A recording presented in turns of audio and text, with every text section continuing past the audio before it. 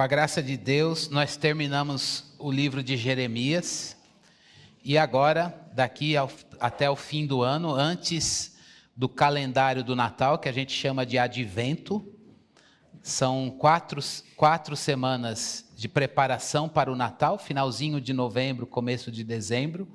Então, até o calendário do Advento, a gente vai ficar sequencialmente na carta de Tiago, tá bom? Sob o tema de que nós devemos praticar a justiça de Deus do Evangelho neste mundo.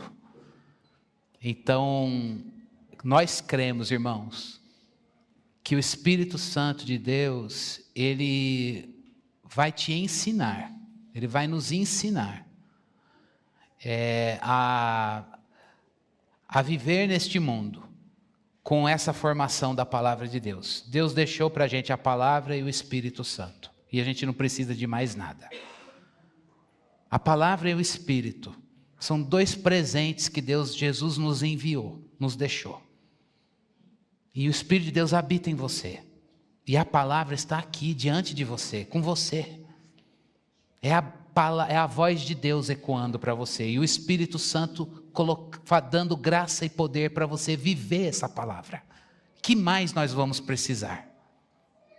Então, que o Espírito de Deus, que preparou esse programa, essa agenda da carta de Tiago para você, para nós, ele encontre em você uma mente pronta para receber a palavra e um coração vulnerável, disponível para que a palavra seja acolhida. Então vamos ler capítulo 1, do versículo 1 até o versículo 11. Tiago 1, do 1 até o 11, diz assim a palavra de Deus. Tiago, servo de Deus e do Senhor Jesus Cristo, as 12 tribos que se encontram na diáspora, saudações. Meus irmãos, tenham por motivo de grande alegria o passarem por várias provações, sabendo que a provação da fé que vocês têm produz perseverança. Ora, a perseverança deve ter ação completa, para que vocês sejam perfeitos e íntegros, sem que lhes falte nada. Se, porém, algum de vocês necessita de sabedoria, peça a Deus, que a todos dá com generosidade e sem reprovações, e ela lhe será concedida. Peça, porém com fé, em nada duvidando, pois o que duvida é semelhante à onda do mar, impelida e agitada pelo vento. Que uma pessoa dessas não pense que alcançará do Senhor alguma coisa, sendo indecisa e inconstante em todos os seus caminhos. O irmão de condição humilde glorie-se na sua exaltação, e o rico na sua humilhação, porque ele passará como a flor do campo.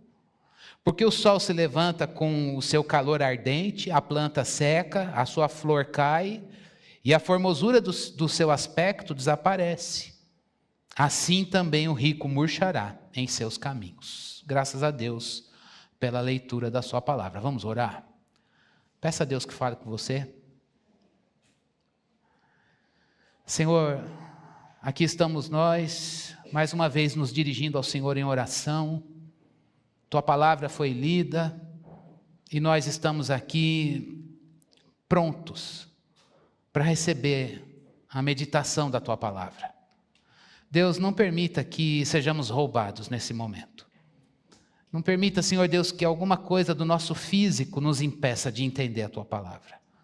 Não permita que alguma coisa das nossas emoções, da nossa saúde mental, roube a gente desse momento.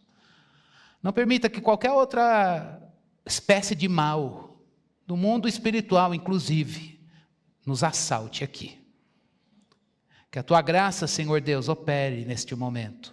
O que o Senhor deseja operar em nós, nós nem sabemos. Se precisamos, Senhor Deus, de restauração, restaura-nos. Se precisamos de ajustes e correções, corrige-nos. Se precisamos, Senhor Deus, de consolo, aconchego nos teus braços, nos consola. Esse é o poder da palavra, o poder da profecia da palavra. Ela nos exorta, ela nos consola, ela nos edifica. E estamos abertos a essas experiências neste momento e precisamos delas. E é o Senhor que faz, e o Senhor está aqui. Por isso, Deus, nós te reverenciamos, Deus da palavra. Nós nos curvamos e paramos tudo para te ouvir. Porque a gente sabe, Deus, que o Senhor fala neste momento muda a nossa vida. Muda a nossa postura diante das circunstâncias. Por isso, Senhor Deus, nós entendemos que estamos num momento santo. Num momento de culto. Num momento, Senhor Deus, em que receberemos tesouros do céu. E é assim, em adoração, em submissão, em reverência, em temor, que clamamos a Ti. Fala, porque nós, Teus servos, Te ouvimos. É no nome de Jesus que oramos. Amém. Vou começar com uma pergunta e até o final do sermão a gente volta com a resposta. Preste bastante atenção. Quando você está numa prova, numa luta, numa adversidade, que nome que você usa? Põe aí o seu nome. Você encara essa prova, luta, tribulação, pressão, debaixo de qual perspectiva? Vou repetir. Quando você está numa provação, você encara isso. Deus mandou uma prova, permitiu uma prova, uma luta na tua vida. Sob qual perspectiva você encara? Aí você poderia dizer, dá para você dar o plano, letra A, B, C, N, D, A, nenhuma das anteriores? Calma. As alternativas virão ao longo do sermão, mas fica com essa pergunta aí. Chegou uma notícia, você recebeu um e-mail, chegou uma notícia lá no trabalho, ou um resultado de um exame lá no consultório médico, ou não sei, alguma coisa da tua agenda de clientes da semana, ou pacientes não tem, e aí as contas não batem, das coisas mais simples às mais complexas, se é que a gente pode colocar as coisas em escala. Sob qual perspectiva você lida com essas notícias ruins? O texto que a gente leu foi escrito por Tiago. Quem é esse Tiago? Preste bastante atenção aqui antes da gente pensar nas alternativas da pergunta. Lá no Evangelho de Mateus, capítulo 13, a gente não vai ler, e também no livro de Marcos, capítulo 5, tanto Mateus e Marcos estão narrando a vida de Jesus, e chega um momento no ministério público de Jesus, que eles falam que Jesus Cristo estava ali na comitiva que seguia Jesus, apareceram ali algumas pessoas, dentre elas, em algumas cenas, Maria, sua mãe, aparece. E o narrador informa que Maria teve outros filhos além de Jesus, e um deles é Tiago. Então a gente já tem no Novo Testamento 2 Tiagos aí. Um que é discípulo de Jesus, irmão de João, filho de Zebedeu, e um outro que os narradores de Mateus e Marcos falam para a gente que é um outro filho de Maria, portanto, irmão de Jesus. Alguns falam meio irmão de Jesus, porque Jesus foi gerado pelo Espírito Santo no ventre de Maria. Esse Tiago é filho de Maria com o José. Esse Tiago, Paulo vai falar lá em Coríntios, quando ele fala da ressurreição de Jesus, no capítulo 15, versículo 7, que esse Tiago viu Jesus ressurreto. E ali deu um plim e ele se converteu. Não é apenas estava ali no âmbito familiar do irmão dele, mas ele passou a ser um seguidor de Jesus e mais, firmou liderança na igreja de Jerusalém. Lá no livro de Atos capítulo 15 diz que teve uma primeira reunião do povo e ele foi um líder, é considerado na teologia como uma coluna da igreja de Jerusalém.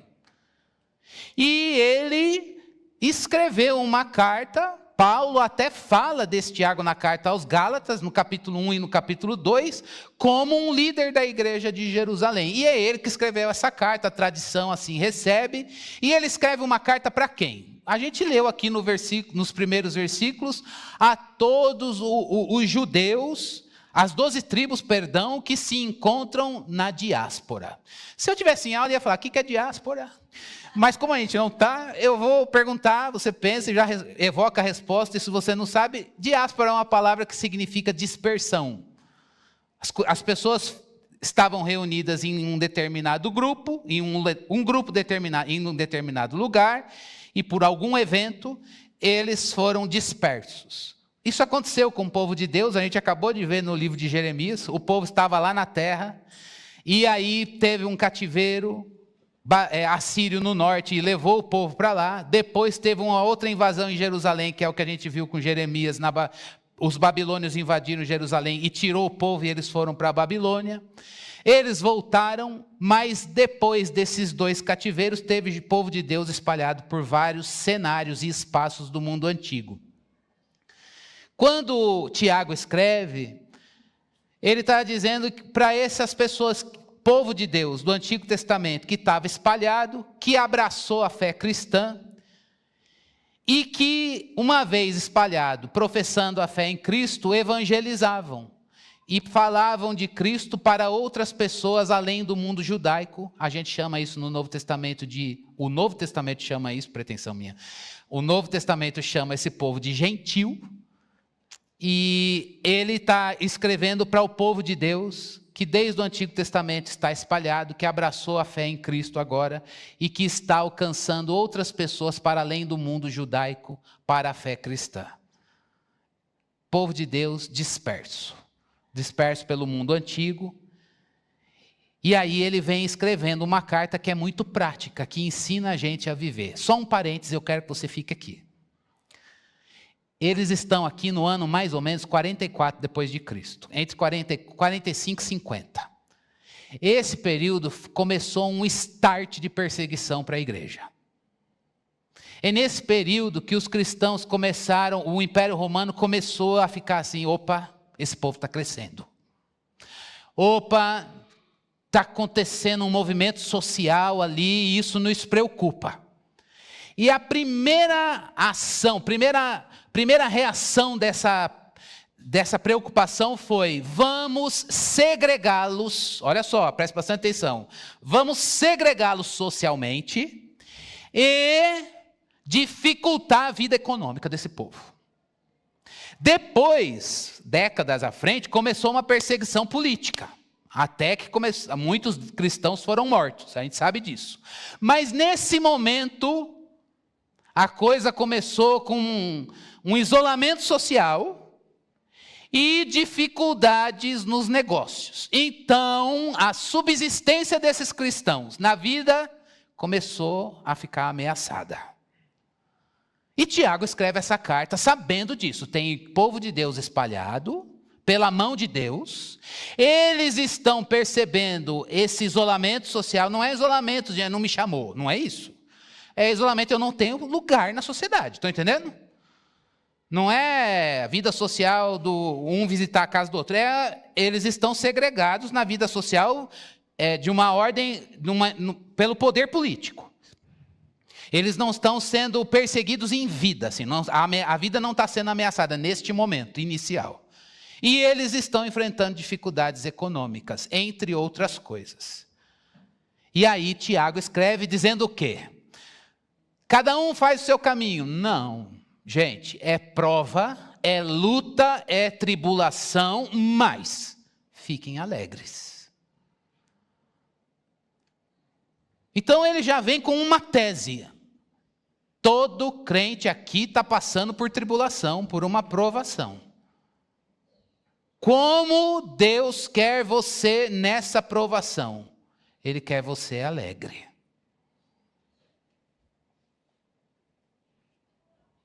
Essa alegria na provação, ela é fruto de uma fé madura. Vou repetir, essa alegria na provação é fruto de uma fé madura. Hoje, Deus nos trouxe aqui para a gente falar sobre a alegria nas provações. Porque o Espírito de Deus quer forjar em mim e em você uma fé mais madura, não estou dizendo que a sua não seja, ao ponto da gente receber a notícia de uma provação e poder aprender pelo Espírito Santo de Deus a encarar essa provação sob uma perspectiva da eternidade, com alegria. Para hoje, Deus nos dar essa fé madura, que encontra alegria numa prova, numa luta, numa tribulação,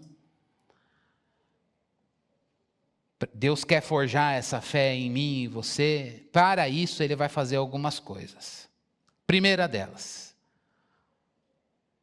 A primeira coisa para a gente ter alegria na aprovação, quero que você guarde bem, é que a gente precisa permitir que o Espírito Santo faça um ajuste de perspectiva. Vou usar outra palavra. A gente precisa permitir que o Espírito Santo faça um ajuste do ângulo e perspectiva pelo qual você encara essa prova. Todas as vezes que Deus permite uma luta para você e você não encara essa luta sob a perspectiva correta, a primeira coisa que a gente vai ter como reação é: eu não consigo me alegrar nisso. Eu não consigo encontrar alegria nessa situação. E aí a única coisa que a gente quer é: Deus, acaba esse sofrimento, põe fim a esse sofrimento, põe fim a esse sofrimento. E Deus não vai fazer isso enquanto a agenda do sofrimento não acabar. Então hoje a primeira coisa que o Espírito Santo de Deus quer nos ensinar é que Ele quer nos dar uma visão correta, a perspectiva do céu, o ângulo correto para a gente olhar a prova que Deus mesmo permitiu que você passasse.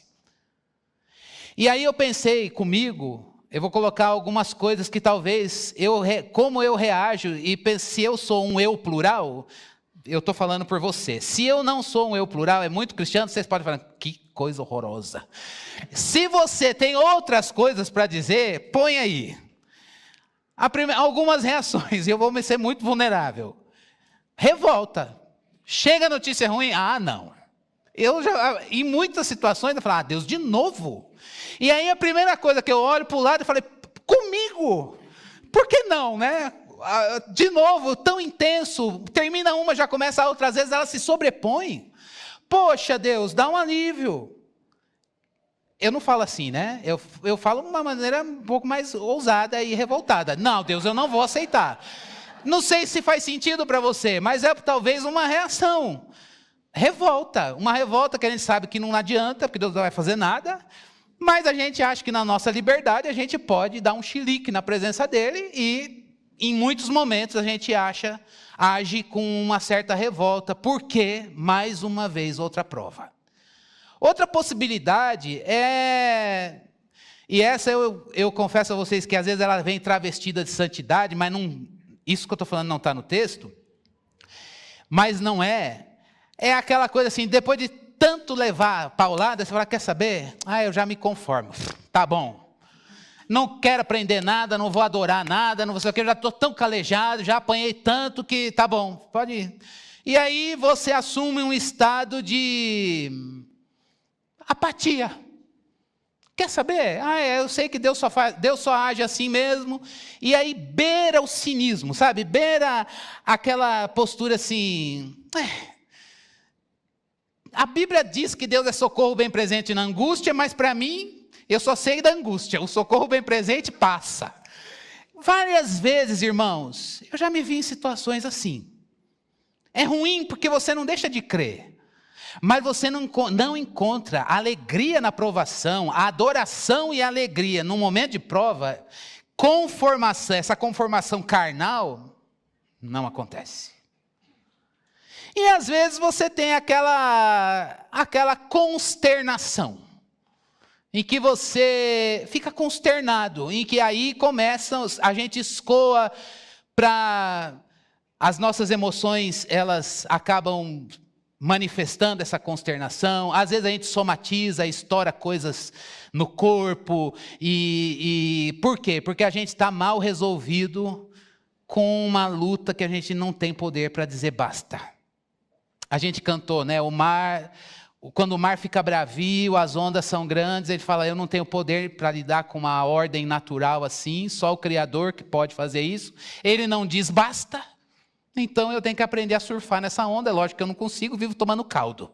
Então a gente fica assim, de caldo em caldo, e a gente vai levando um afogamento. Graças a Deus que isso não tem nada a ver com a Bíblia. Nem revolta, nem conformação e apatia, ironia, e nem tampouco essa consternação. Mas a Bíblia dá um único caminho: a alegria do Espírito. Meu Deus. Irmão, se está na Bíblia, e Deus falou, o Espírito vai cumprir.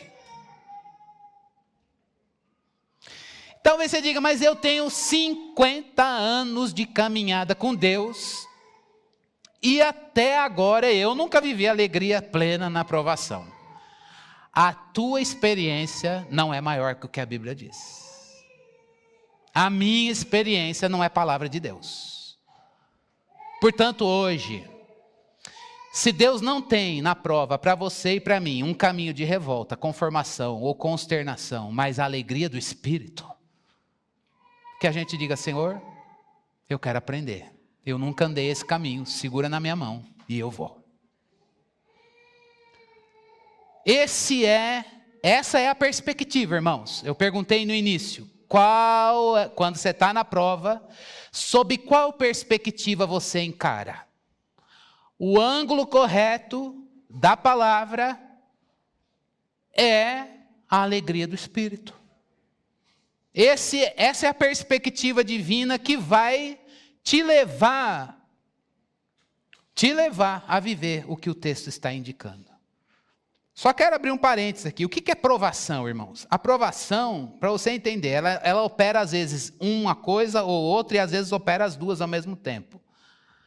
A provação, às vezes, ela acontece externamente por conta dos ataques, não é? Às vezes você fala, está tudo bem internamente, tudo bem comigo, na minha vida, mas eu estou recebendo ataques de fora. Na vida, no trabalho, vem de pessoas e às vezes a gente percebe que pessoas estão dando, a gente fala na linguagem assim de crente, né? Aquela pessoa está dando lugar na carne para o diabo e eu estou recebendo as setas. E às vezes é isso, você fala, Deus, eu estou lutando contra as trevas, mas que estão encontrando lugar na vida de pessoas. E isso está me deixando, ou então são ordens externas no trabalho, na saúde, nas relações, na família, com o pai, com a mãe, com o irmão, com uma cônjuge, com alguém que a gente não tem um vínculo sanguíneo, mas tem relacionamento, e isso está me deixando em prova. Às vezes, a gente tem provação interna. Está tudo bem, mas eu estou lutando com coisas horríveis dentro de mim. Você já parou para identificar? Às vezes você fala, Deus, não aconteceu nada, mas dentro de mim tem um fio escapado. Uma raiva de alguém, ou um ódio que eu não consigo dominar, uma falta de perdão, coisas da natureza pecaminosa, que você fala, Deus, me desarma para isso. Uma coisa incontrolável, que você fala, Senhor, eu queria só que o Senhor arrancasse isso de dentro de mim, uma angústia, uma tristeza, coisas da vida, da natureza pecaminosa que está presente na nossa carne, e que só a presença disso em nós nos desestabiliza. E às vezes essas duas coisas estão juntas, pressão de fora e coisas do pecado aqui dentro. Aí é só o céu que pode, quando vem as duas coisas nessa tensão, fala, Senhor, é luta do lado de fora e tribulação aqui dentro de mim. No meio desse cenário, é isso que Tiago está falando. Provação aqui, ele está usando a palavra máxima. Olha, imagine quando você está naquele momento em que é ataque de fora e desestabilidades e fios escapados de dentro. Aí você fala, e ainda a Bíblia diz que eu vou viver tudo isso com alegria do Espírito. Isso é milagre. E é milagre mesmo. Por que a primeira pergunta aqui é, por que Deus deu provação? Por que Deus permite isso? Por que Deus permite que essas coisas que parece que vão derrubar a gente? Parece que você fala, não vou aguentar. Será que Deus quer que eu caia? Não. Deus permite provações, irmãos, para a nossa maturidade, para a gente conhecer mais sobre Ele. Deus permite adversidades para que a gente tenha a apreensão do caráter de Jesus em nós. Deus permite essas adversidades para que a gente cresça. E talvez você diga, mas precisa ser essa metodologia de ensino? Deus não podia só fazer aula expositiva? E a gente ouvir? Anotar e pronto. Não. Deus faz aula expositiva. Está aqui.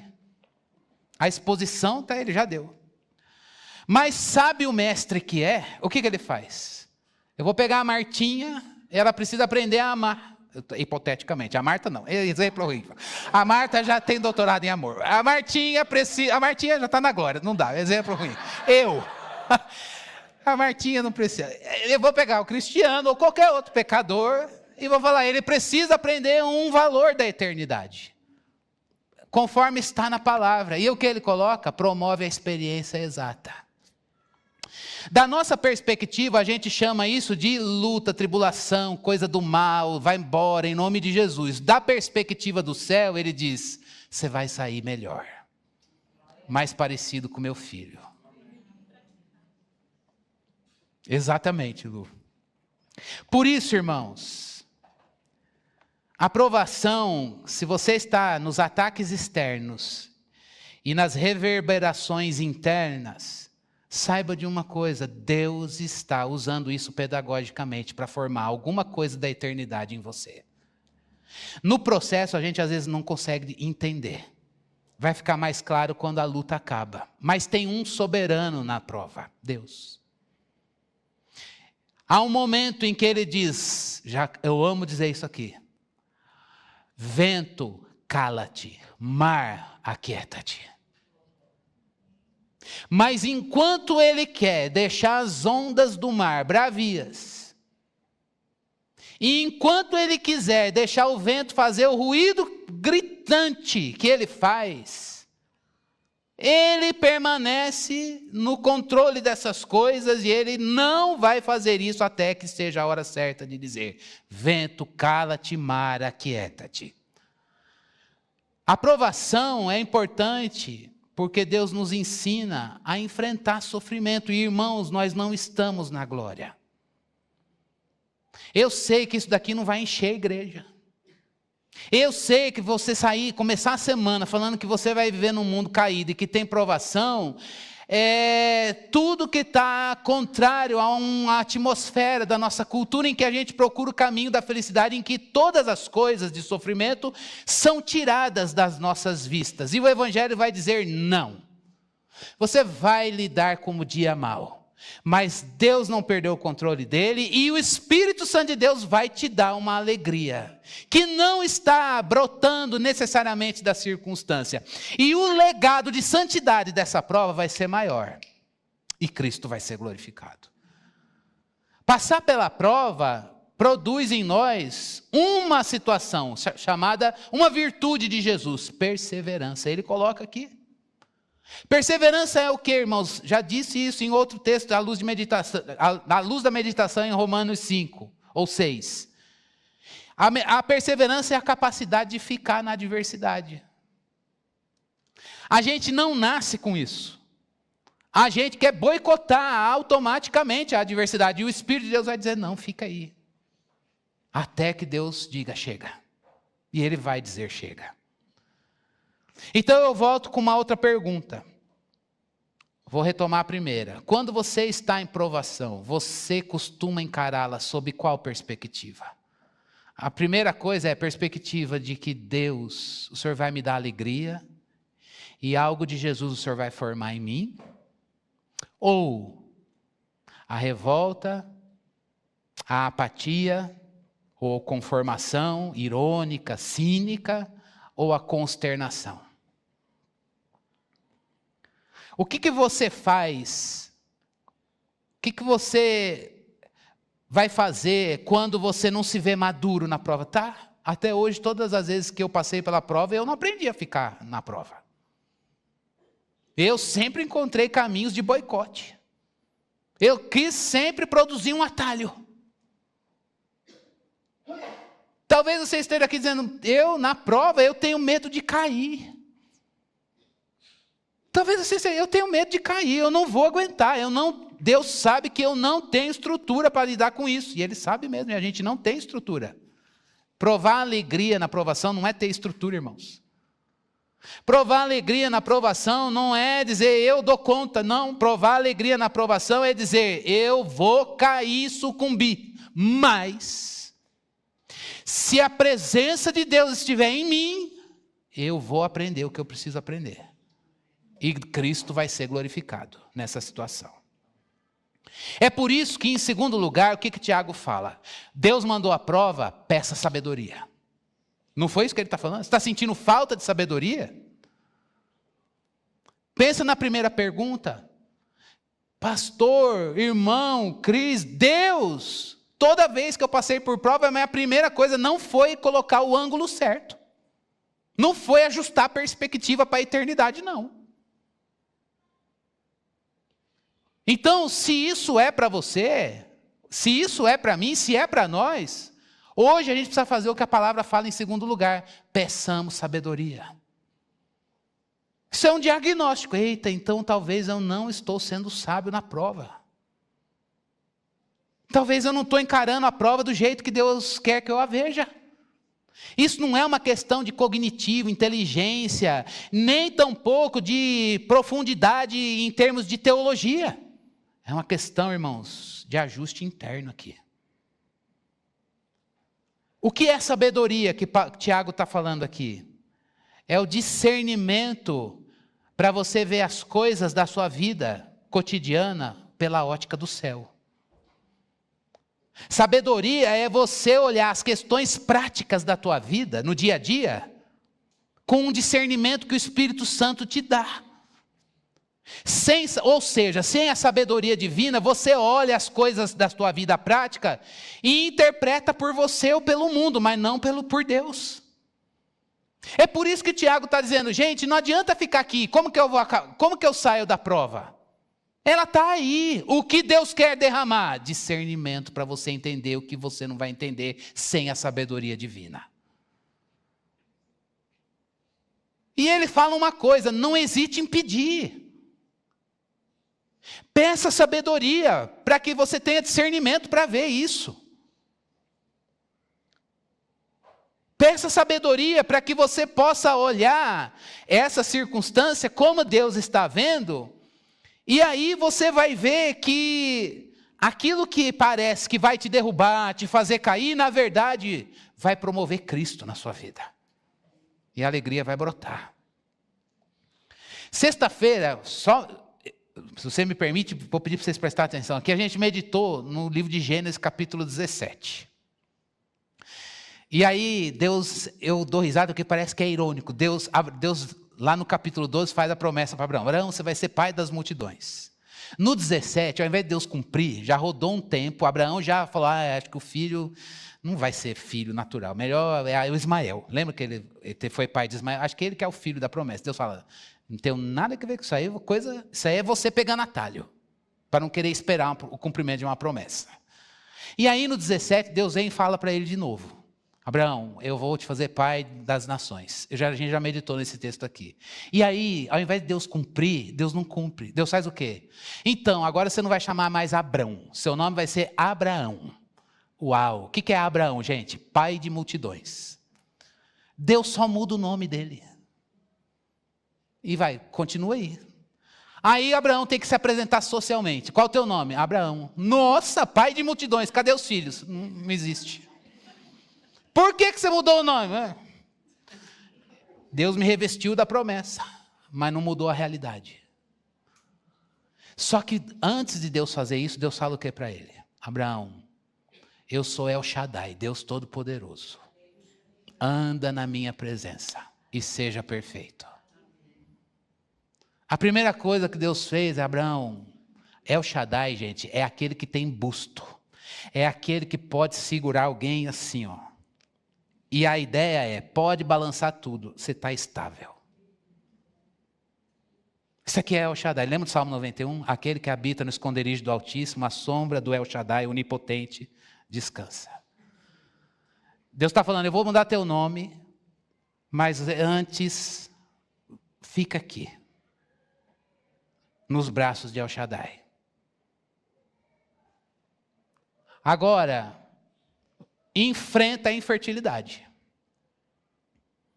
Com um nome que é contrário à realidade. Teu nome é pai de multidão, mas a tua realidade é o oposto do que a minha palavra diz. Nessa circunstância, o que Deus diz para ele? Anda na minha presença, viva diante de mim. E é isso que Tiago está dizendo, viva diante de Deus. Irmãos, você acha que uma prova, e isso acontece, mas não é o que Deus quer. Deus não quer que a prova que Ele permitiu que você passasse te tire uma vida diante dEle. Deus, eu estou passando por essa prova, mas eu vou passar por ela com o coração diante do Senhor. Eu vou chorar, mas eu vou chorar diante do Senhor. Eu vou espernear diante do Senhor. Eu vou orar com salmo imprecatório. Sabe o que é salmo imprecatório? É Deus, lá no meu trabalho, lá na família, tem um cara que quer me matar. Mata ele, Deus. Arranca ele, estrangula. Lê o salmo imprecatório. Arranca a orelha dele, pega o pescoço dele, põe para todo mundo ver pingando, Senhor. Ele fala, eu não vou. Ele está irado, com raiva. Mas eu não vou guardar isso para mim. Eu vou rasgar isso diante de Deus. Mesmo que eu ore um salmo imprecatório, eu estou cheio de ira, mas eu não vou praticar nada do que eu estou sentindo. Eu vou falar para aquele que é paz e que vai abrandar a ira dentro do meu coração. Isso é enfrentar a prova diante de Deus, irmãos. É isso que Tiago está falando. Vai pedir sabedoria para você passar a prova diante dele.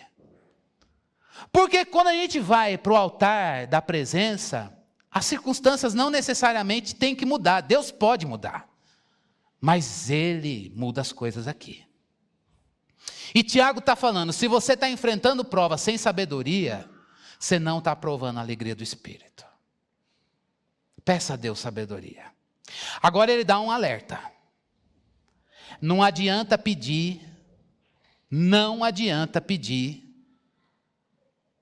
e você ser uma pessoa oscilante.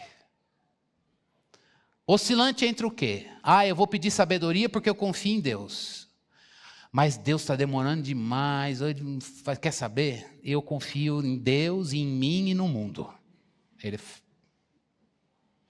Tiago fala, se você não acertar a tua confiança em Deus, e você quer manter as coisas ao mesmo tempo, o que estourar primeiro eu vou. Onde resolver mais fácil eu vou. Ele fala, Deus não vai ouvir. Ele chama numa versão mais antiga de ânimo dobre.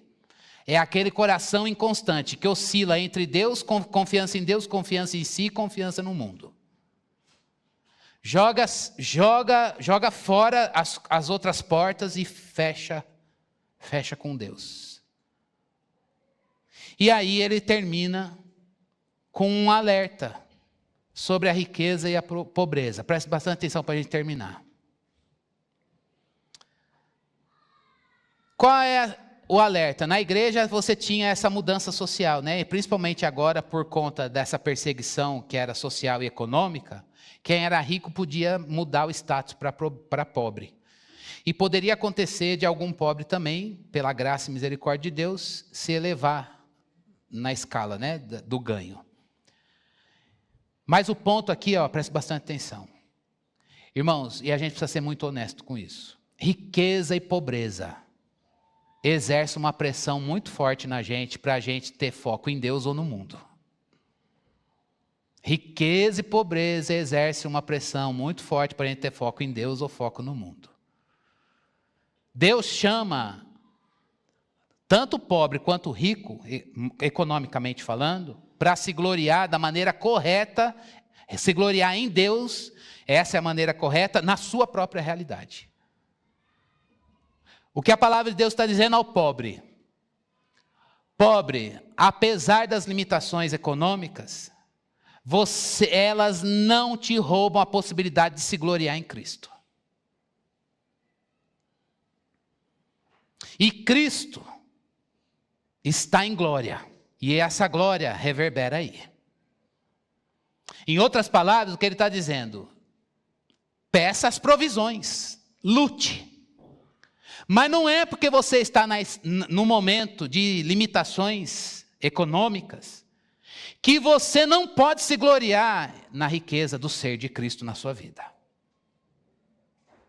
Isso é um ajuste no contentamento. Filipenses 4. Eu aprendi a viver contente em toda circunstância. Aprendi a passar pela escassez. E aprendi a viver na fartura. Posso todas as coisas naquele que me fortalece.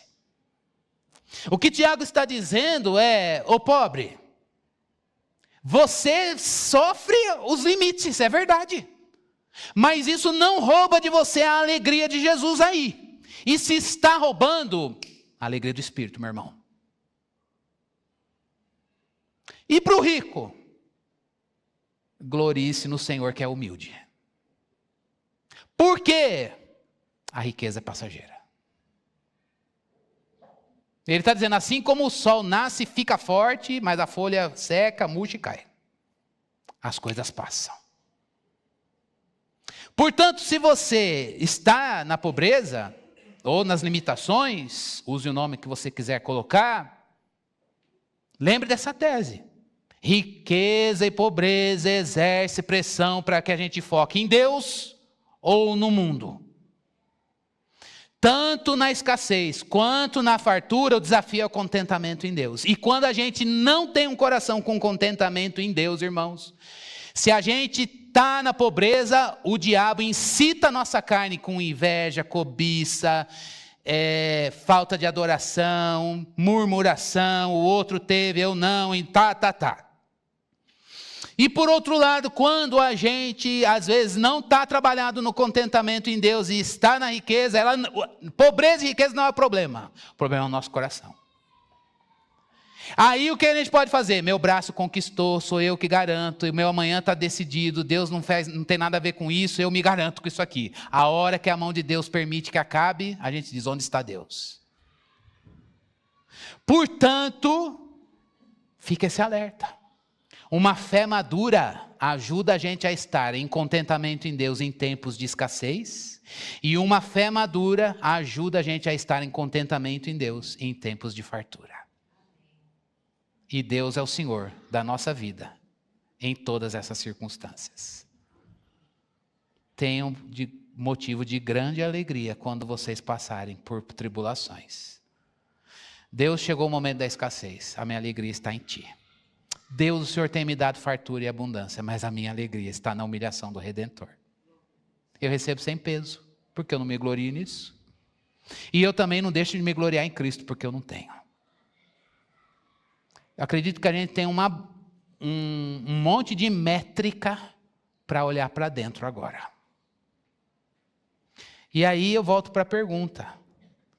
Quando você está numa aprovação, você costuma encará-la sob qual perspectiva? Letra A alegria do Espírito.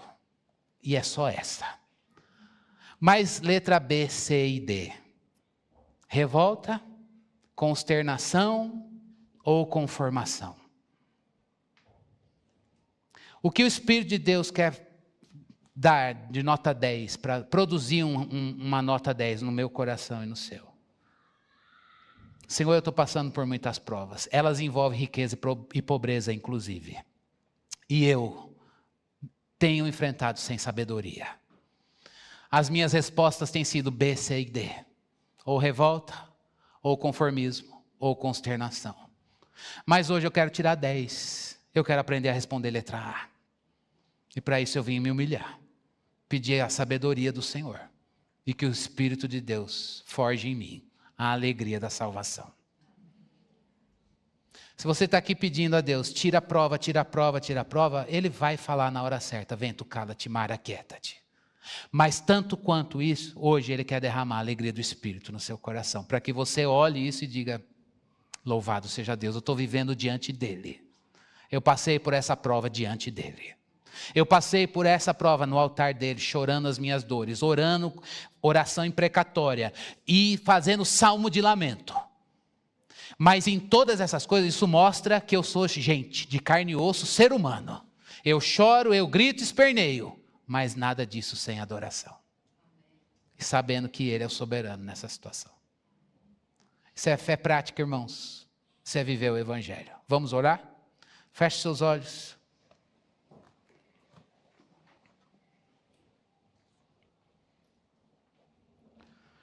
Permita que a palavra seja usada pelo Espírito Santo para evocar confissões e promover compromissos com a palavra. Deus, o meu compromisso é começar orando. Eu não quero mais passar pela prova do jeito que eu tenho enfrentado. Não quero. Isso não é por peso, culpa, remorso. Não, é por desejo de ser como Jesus. Irmãos, a palavra de Deus Deus está comprometido com a palavra dele. Ele vai cumprir na sua vida. Não saia daqui hoje sendo Deus, eu desafio de fé, compromisso de oração. Eu vou pedir ao Senhor alegria, porque eu não quero mais um ânimo dobre. Não quero mais um coração oscilante. Eu quero um coração que se entrega ao Senhor. Deus, nós estamos diante do Senhor com gratidão pela tua palavra lida, que também leu o nosso coração.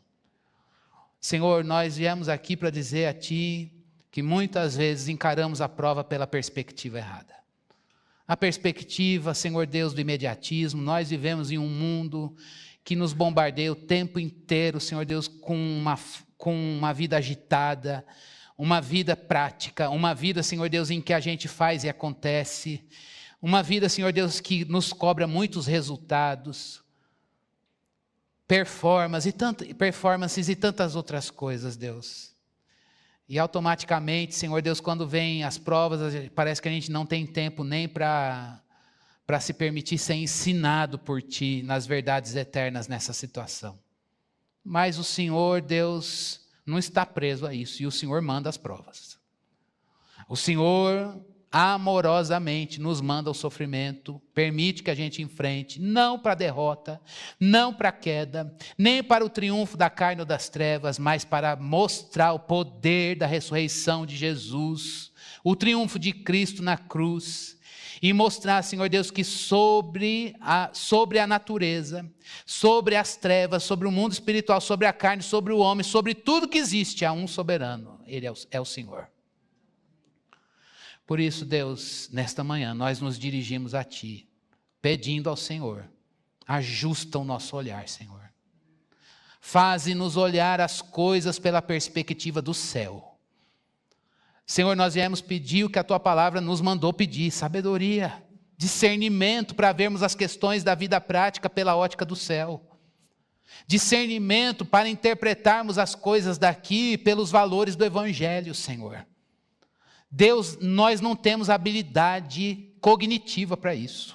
Não tem um curso que produza isso, Senhor. É obra do Espírito com a palavra. E é por isso que nós clamamos a Ti. Deus, dá-nos sabedoria para ver o que o Senhor mandou. Para que eu olhe para o momento que eu estou passando. Para que cada irmão meu olhe para o momento que eles estão enfrentando com discernimento do Espírito Santo. É obra do Senhor, Pai. Abre os nossos olhos. Abre os nossos olhos, Deus. Senhor, onde tiver desespero, onde tiver, Senhor Deus, um grito da alma dizendo, parece que Deus se esqueceu e não pode me resgatar daqui, Senhor, que brote a esperança. Que brote, Senhor Deus, o consolo, Senhor. Meu Deus, onde houver, Senhor Deus, o desespero, Senhor, a consternação de olhar as emoções, ó Deus, desgovernadas, a saúde mental ameaçada, o físico sucumbindo, Deus, por causa de tanta notícia ruim, Senhor, que haja, Senhor Deus, descanso, de saber que nós estamos nos braços de El Shaddai, aquele que tem poder de nos segurar no colo e nos manter em estabilidade em situações de aparente desgovernança, Senhor. Oh meu Deus, em nome de Jesus, eu clamo a Ti, Senhor. Eu clamo a Ti que o Senhor mude julgos no coração nesta hora. Que o Senhor, ó Deus, mude mentes.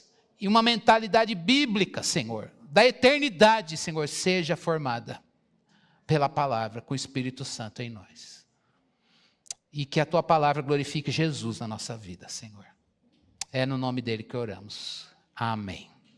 Graças a Deus. Louvado seja Deus pela Sua palavra, irmãos. Ainda em culto, a gente vai participar da ceia do Senhor. Como o nome diz, é ceia do Senhor, não da Igreja Batista Fonte de Sicar. Então, se você é de outra igreja cristã, Jesus é o Senhor da tua vida. Você entregou a sua vida para Jesus. Você se viu morto com Ele na cruz e ressurreto com Ele na sua ressurreição. e você segue o Evangelho, essa ceia, há um convite do Senhor da ceia para você participar. Se você está aqui e não segue Jesus, então a Bíblia diz que você não deve comer o pão e beber o cálice sem discernir o corpo e o sangue do Senhor. Porque você está comendo condenação para você mesmo. Mas se você entregou a sua vida para Cristo, Ele te chama para participar da ceia. Você vai receber o pão e o cálice. Eu vou pedir para você ficar servido desses dois elementos, enquanto a gente vai cantar. E aí, quando todo mundo tiver servido, a gente vai comer e beber juntos, como família de Deus.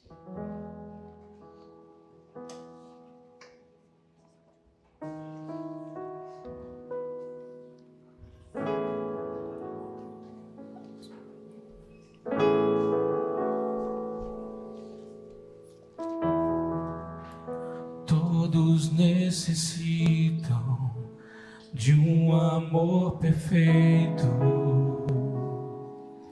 perdão e compaixão. Todos necessitam de graça e esperança, de um Deus que salva.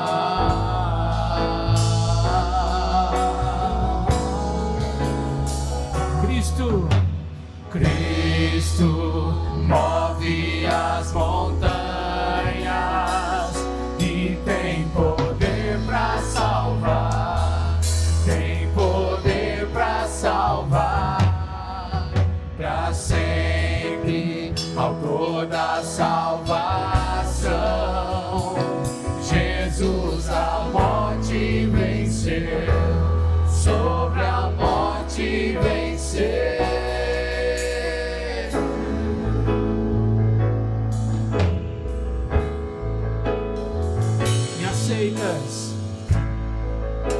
Me aceitas com meus medos, falhas e temores. Enche o meu viver, a minha vida entrego. Pra quê? Pra seguir teus passos. A ti me rendo, a ti me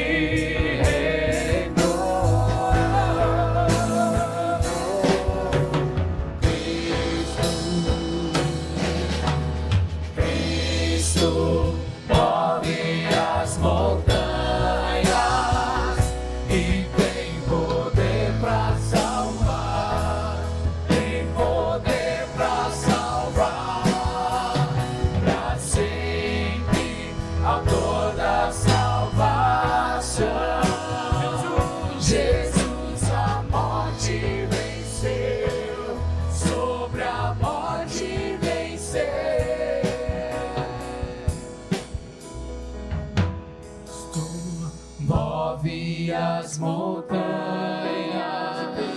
e tem poder para salvar, tem poder para salvar, sempre, para sempre, autor da salvação.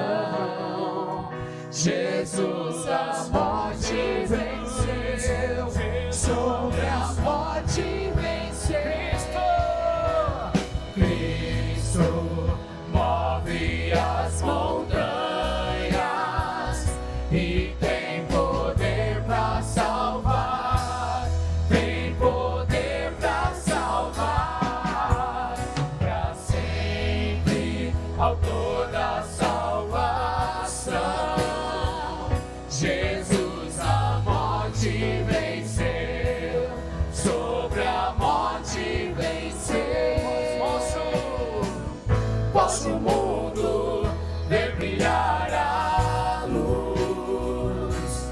Cantamos para a glória do Senhor Jesus. Cristo, posso o mundo ver brilhar a luz. Cantamos para a glória Senhor Jesus. Só a igreja canta Cristo. Cristo move as montanhas. Ele tem poder. E tem poder para salvar. Tem poder para salvar. Para sempre, autor da salvação. Jesus a morte venceu. Sobre a morte vencer.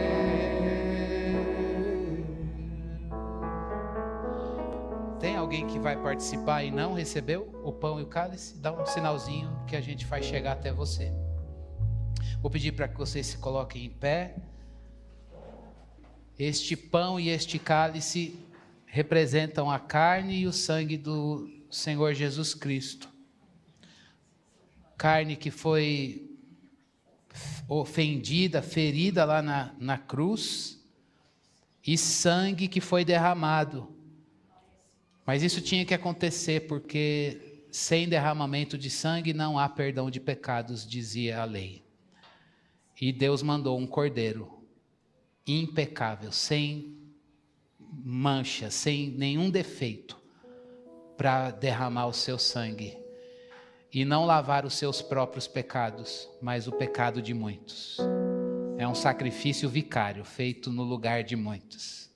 Se nós estamos aqui, foi porque um santo e um justo morreu por pecadores, eu e você. Isso tira de nós qualquer coração orgulhoso e nos coloca em humilhação diante da cruz de Cristo. Isso é graça de Deus, que perdoa o nosso pecado e nos liberta de pecar. E nós vamos, com essa consciência de que este pão e este cálice representam a carne e o sangue do Senhor. Jesus não está presente neste pão e neste cálice, mas Ele está presente espiritualmente neste momento. Mas vai ter um dia, irmãos, que nós vamos cear vendo o Senhor tal qual Ele é. E essa é a nossa esperança. A ceia é tudo isso. Olhar para trás e dizer, Jesus morreu por mim. Estar aqui dizendo, Ele está aqui, eu não o vejo. Mas com uma esperança de que amanhã, na eternidade, nós o veremos tal qual Ele é. É isso que deve reger o nosso coração nesse momento. E assim, Paulo escrevendo à igreja de Corinto disse, porque eu recebi do Senhor o que também lhes entreguei. Que o Senhor Jesus, na noite em que foi traído, pegou um pão e tendo dado graças, o partiu e disse, isto é o meu corpo que é dado por vocês. Façam isso em memória de mim. Do mesmo modo, depois da ceia, pegou também o cálice dizendo, este cálice é a nova aliança no meu sangue. Façam isso todas as vezes que o beberem em memória de mim. Porque todas as vezes que comerem este pão e beberem o cálice, vocês anunciam a morte do Senhor até que Ele venha. Que gratidão a gente poder participar deste pão e deste cálice. Vamos orar, dedicando este pão e este cálice para essa finalidade, a ceia do Senhor, e depois participar. Senhor, nos dirigimos a Ti com o coração humilhado e grato. Grato porque o Senhor mandou o Seu Filho Jesus para morrer naquela cruz por nós. Obrigado porque a Tua palavra nos diz que o Senhor amou o mundo de tal maneira que deu o Seu Filho unigênito para que todo aquele que nele crê não pereça, mas tenha vida eterna. Aqui estamos nós, que pela misericórdia do Senhor, o Senhor nos deu graça para crer. E crendo, recebemos a vida eterna. Obrigado por esta ceia. Obrigado por este momento. Que a presença de Cristo no nosso meio nos fortaleça, Senhor, para vivermos neste mundo com a esperança da eternidade. É com gratidão que oramos no nome de Jesus, Teu Filho. Amém. Podemos comer o pão e beber o cálice do Senhor.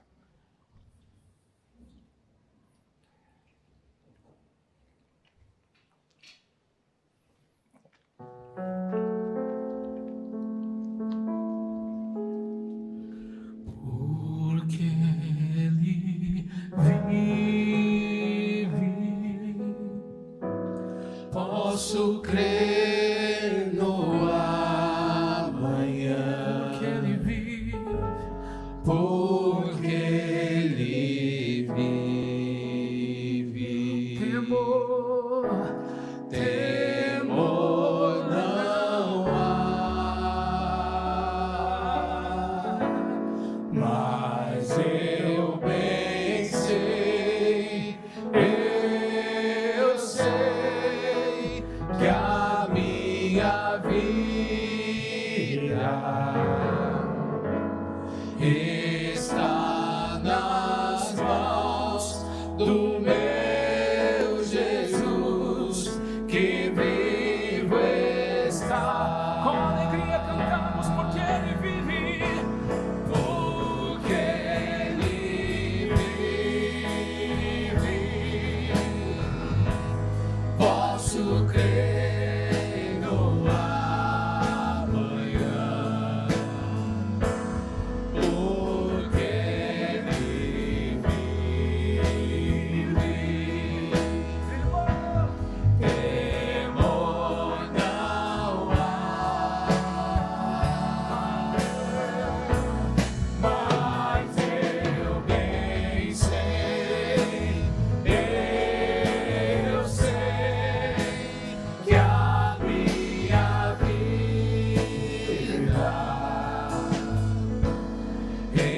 está nas mãos do meu Jesus, que vive está.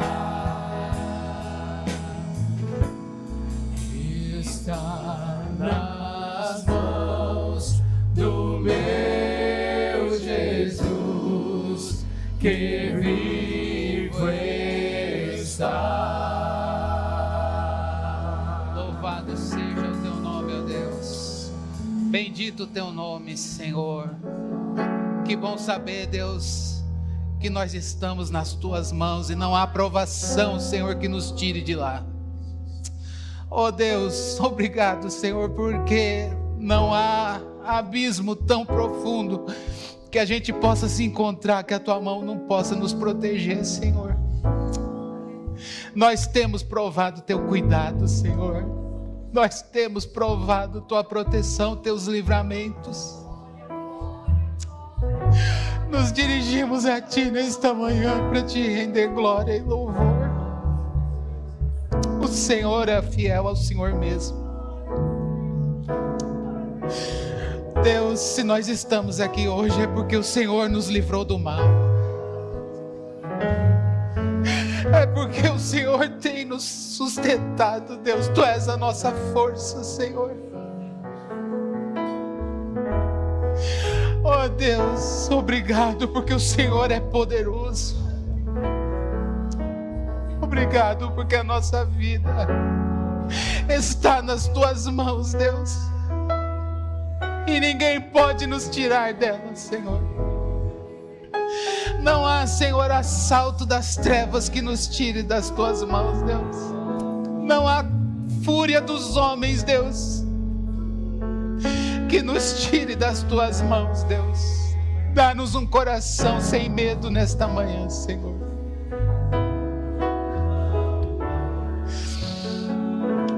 Oh Deus, recebe esse cântico, Senhor, de confissão.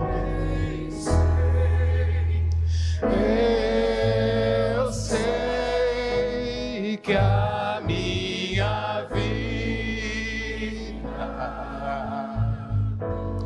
está nas mãos do meu Jesus, que vivo está.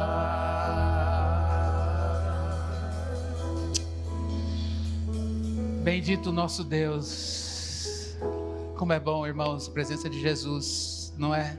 No meio do seu povo.